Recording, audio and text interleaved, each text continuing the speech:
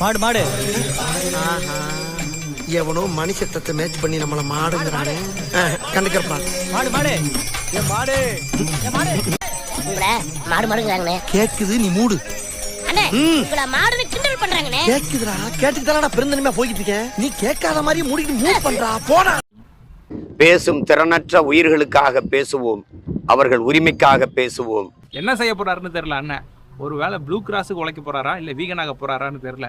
Blue கிராஸ்னா okay, வீகன்னா ஆடும் மாடும் நம் செல்வங்கள். இதுல ஒரு திருக்குறளை வேற தப்பா சொல்றாரு. கேடில் விழிச்செல்வம் கல்வி ஒருவருக்கு மாடல்ல மற்ற எவை என்று நமது வள்ளுவ பெருமகனார் தந்தருளிய மறைமொழியில் கல்விதான் மானுடனுக்கு செல்வம், ஆனால் மாடும் நம் செல்வங்கள் என்பதை வலியுறுத்தி பாடுகிறார். மாடல்ல அப்படின்றத மாடு கூட்டல் அல்ல அப்படின்னு புரிஞ்சுக்கிட்டாரு அண்ணன். ஆனா மாடல்ல அப்படின்றதுக்கு அர்த்தம் என்ன? பொன் பொருள் போன்ற செல்வங்கள் அல்ல அப்படிங்கிறாரு வள்ளுவர். கல்விதான் மானுடனுக்கு செல்வம், ஆனால் மாடும் நம் செல்வங்கள் என்பதை வலியுறுத்தி பாடுகிறார். ஒரு இடத்துல தப்புனா பரவாயில்ல, பல இடத்துல அதே தப்ப சொல்றாரு. ஆடு மாடெல்லாம் நம் செல்வங்கள் இல்லையா?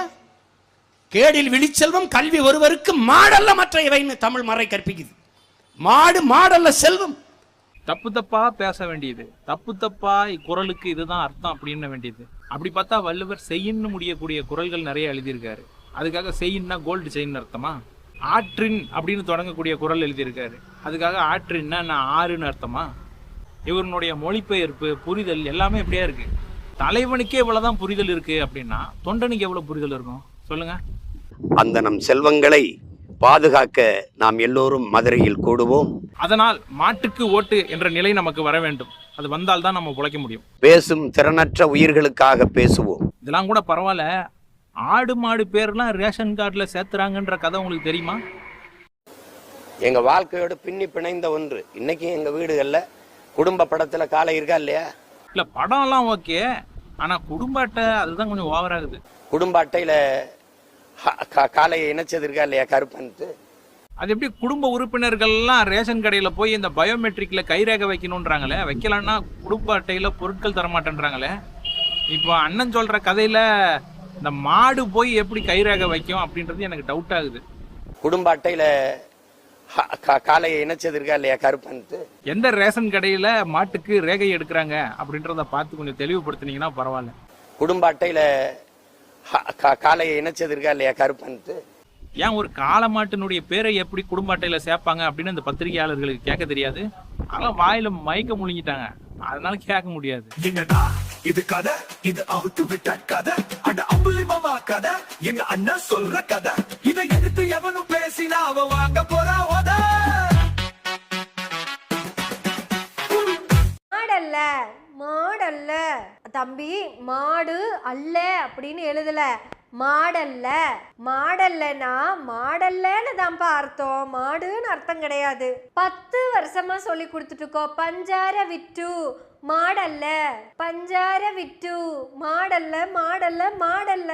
இதெல்லாம் ரொம்ப தவறான செயல். யூடியூப் வன்மையாக கண்டிக்கிறது. அதனால இந்த குரலை சொல்லி எல்லாரும் மாடு மேய்க்கவாங்க ஆடு மேய்க்கவாங்க அப்படின்னு கூப்பிட்டுருக்க இந்த குடிகார நாய்கிட்ட நாக்கு பிடுங்குற மாதிரி மானங்கட்டதனமான கேள்விகள் நம்ம ஏற்கனவே கேட்டாச்சு. இருந்தாலும் திரும்பவும் அந்த மானங்கட்டதனமான கேள்விகளை இந்த வீடியோவில் நம்ம கேட்குறோம்.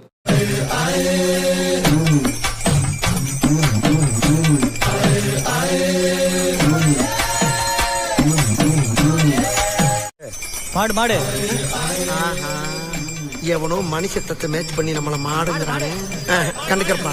மாடு மாடு என் மாடு மாடு உங்கள மாடு மாடுங்கிறாங்கண்ணே. கேக்குது, நீ மூடு.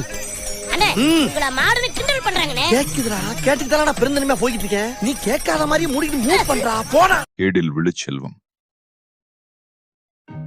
கல்வி ஒருவர்க்கு மாடல்ல மற்றையவை. பொருள்: ஒருவனுக்கு கல்வி என்பது அழிவில்லாத உயர்ந்த செல்வமாகும், மற்றவையெல்லாம் நிலையானவை அல்ல. விளக்கம்: கேடு இல்லாத செல்வம் என்று குறிப்பிடுவது கல்வி.